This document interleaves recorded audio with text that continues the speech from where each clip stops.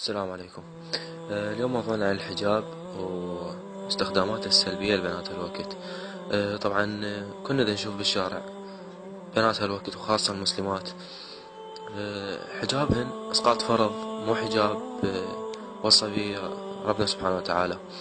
حجابهن بس انه حطت شال على راسها وها هي، وهي لابسه بنطلون لطش راح تخلي الولد يباع عليها، وهي كافة ايدها مثلا تكفى لحد مثلا فتقريبا شبر تكفى، حتى تبين انه يبين لون بشرتها الداخلية، والله اني بيضة لو سمرة تعالوا باعوني. حتى كفة اليد ترى حرام. انا مو شيخ ودا افتي براسكم، بس شي يعني انا شاب واعرف البنية هذا الشي مغري او مو مغري، الواحد يحكي الصراحة.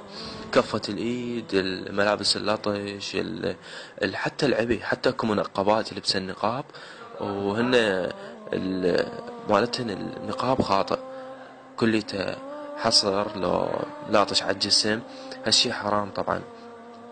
ومع الأسف مع الأسف الحجاب عندهم عادة مو عبادة بهالوقت هذا، بس قدام أهلها وقدام الناس، وهي برا وقدام صديقاتها تسوي غير شي. ما نقول غير كلمة الله يهديكم، وأرجع وأقولكم تراني مو شيخ ولا رجل دين ولا يعني ولا متعمق بالدين أصلا، بس أعرف هذا الشي صح وهذا الشي غلط، وأنت هذا الشي هم لازم تعرفه. وشكرا لكم، أخوكم المصطفى أحمد.